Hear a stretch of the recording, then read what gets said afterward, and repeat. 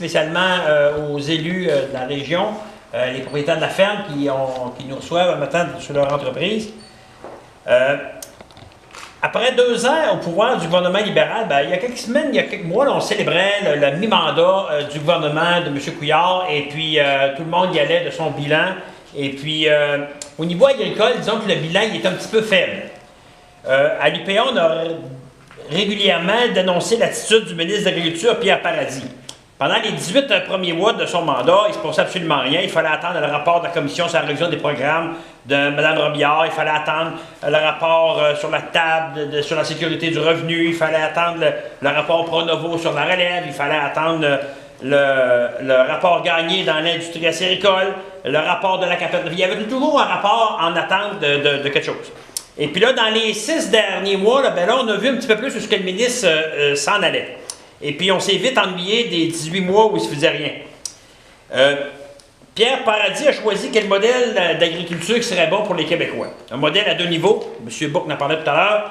La grande industrie, les multinationales, l'intégration vont s'occuper de la production de masse. Deuxième niveau, l'agriculture de proximité. L'agriculture qui va exister qu'à proximité des grandes villes. L'agriculture qui aura le moins d'encadrement possible, on l'a vu encore hier, on aura moins d'étiqueter les légumes frais produits du Québec. Encore une sortie hier par rapport à ça. Un type d'agriculture que nos ancêtres ont abandonné parce que ça les maintenait dans la pauvreté. Avant ça, on faisait 50 000 affaires sur une ferme, c'était tout petit et tout le monde avait de la misère à en vivre. Dans les 40 dernières années, on s'est spécialisé. La ferme ici, on s'est spécialisé dans le bovin. On a équipé notre entreprise pour produire du bovin.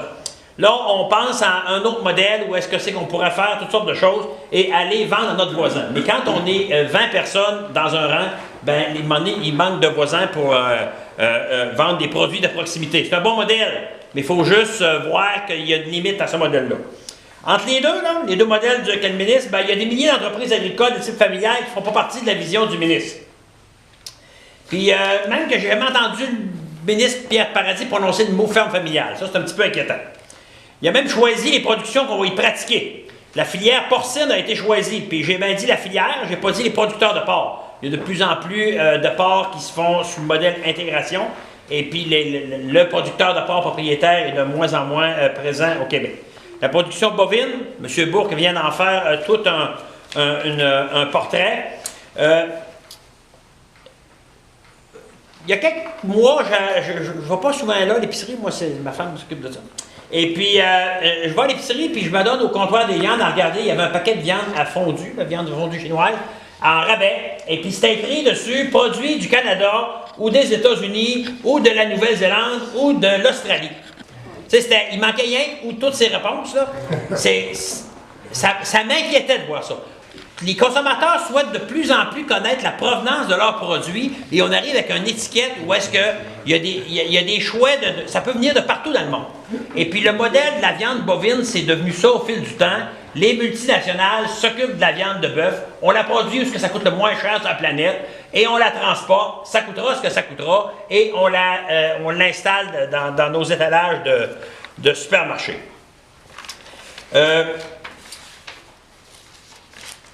M. Bourque a dit beaucoup d'affaires. C'est parfait. C'est tout ce que c'est qu'il a dit qui était la vérité, qui était bon.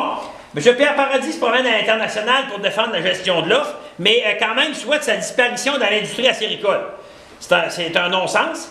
M. Paradis courait les gens avec la délégation canadienne l'année passée dans les négociations du PTP et disait défendre la gestion de l'offre. Et puis cet hiver, on entendait le rapport Gagné où est-ce que M. Paradis se vantait de dire qu'il n'était pas le genre à tabletter des rapports et le point principal dans le rapport Gagné était l'abolition des contingents dans le sirop d'érable.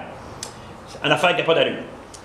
M. Pierre Paradis a également admis l'article 21 du rapport Gagné qui permettrait au ministre de l'Agriculture d'invalider ou d'intervenir dans les décisions de la Régie des marchés agricoles. La Régie des marchés agricoles, ça, c'est pas une invention de l'esprit, c'est un organisme apolitique qui a toujours été là pour être le gardien de la loi de la mise en marché des produits agricoles, qui voit à ce que tout le monde se comporte bien dans cette industrie-là. Et puis, c'est impensable de penser que le politique pourrait intervenir là-dedans. je donne souvent l'exemple, c'est comme si le ministre de la Justice pourrait intervenir dans un procès pour dire non, au juge, tu n'as pas fait une bonne job, la décision elle devrait être telle. Ça marche pas, ça marche pas. Ça fait que... Puis comme le modèle que Pierre Paradis préconise ne touche que quelques entreprises agricoles, des bien petites et puis des bien grosses, ben, il questionne régulièrement l'accréditation unique confiée à l'UPA depuis plus de 40 ans, qui représente 93% des producteurs agricoles du Québec.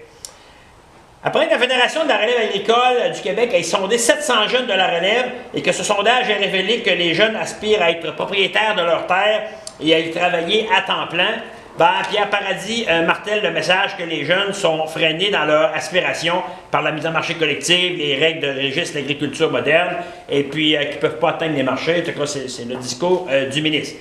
Et puis, il y a quelques années, on se vantait au Québec, on était fiers de dire qu'au Québec, on était la province au Canada où on avait le plus de producteurs qui travaillaient à temps plein sur leur entreprise. Puis là, ça tend à descendre, ça c'est un petit peu inquiétant. On voit ici, tantôt le monsieur faisait le portrait de son entreprise où il y a un revenu externe à l'entreprise agricole. Et ça, il y en a de plus en plus comme ça, puis c'est pas un bon signal pour l'avenir. Après que l'UPA, depuis plusieurs années, souhaite et demande une revision du principe de taxation du foncier agricole pour le rendre comparable à d'autres systèmes de taxation appliqués dans d'autres provinces, bon, bien, Pierre Paradis a annoncé des modifications mineures ce printemps au dernier budget où est-ce qu'on va prendre de l'argent au MAPAC pour le transférer au ministère du Revenu. Et puis, il n'y a rien qui va freiner le coût du programme et puis on n'a pas réglé vraiment le problème. Le ministre Paradis, dans son attitude à ne rien améliorer de ce qui va mal et à vouloir scraper ce qui va bien, il y a aussi support aux producteurs de céréales qui est remis en question. Puis quand j'ai écrit ça, j'ai dit, il a été remis en question. Là, la décision a été rendue il y a quelques semaines. Où est-ce qu'il n'y aura plus d'assurance stabilisation dans le maïs et le soya? C'est encore là un désengagement de l'État dans un programme qui était là depuis plusieurs années puis qui avait fait ses preuves et puis qui fonctionnait pour passer à travers les crises. Il ne sera plus disponible non plus. Et puis, au niveau des petites céréales, ben, des fois, dans des régions comme la nôtre, dans des rotations de culture, avec des fourrages, on peut inclure des petites céréales. Ben, ça, encore là, au niveau de la financière agricole, les programmes d'assurance des petites céréales ont tellement été dénaturés que ça va intervenir de moins en moins souvent. Pendant qu'aux États-Unis, on supporte l'agriculture à coût de plusieurs millions de dollars par jour, pendant qu'en Ontario, M. Bourque en faisait mention tout à l'heure, la première ministre, Mme Wynne, ancienne ministre de l'Agriculture, a adopté une politique agricole agressive où est-ce que les projets de développement agricole sont partout en Ontario. Il y a des projets de développement de bœuf. La semaine passée, il y avait une annonce d'un projet d'une serre expérimentale parce que les projets de développement au niveau des serres en Ontario est en augmentation fulgurante. Au Québec, on aurait des belles opportunités de faire des productions en serre avec l'énergie qu'on a disponible, mais on n'a pas beaucoup de développement au niveau séricole. Et puis, on n'a pas réussi, depuis disons, les dernières années, à faire comprendre au gouvernement que d'investir en agriculture, c'est de l'investissement, c'est pas une dépense. Là, on traite les programmes agricoles comme des coupures. C'est sûr que l'agriculture devrait faire sa part dans le rétablissement des finances publiques, mais dans la portion qu'on appelle le rétablissement des finances publiques, on a contribué le monde agricole pour 19% de cet équilibre-là. Ça fait qu'on a vraiment fait notre part et puis là, on est rendu à réinvestir, à repartir comme les autres secteurs qu'il y a dans la société. Une région comme Chaudière-Appalaches est grandement affectée par la production bovine.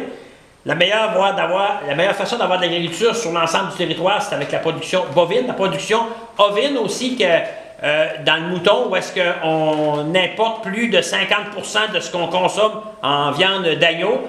Une région comme la nôtre, ça serait tout désigné pour produire de l'agneau, mais on en a très peu.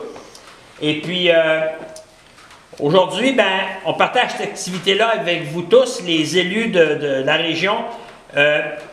Après que le gouvernement ait aboli les outils de développement régionaux, les CRE, les CLD, là, c'est au tour à Pierre Paradis à continuer la job en abandonnant l'agriculture et les régions.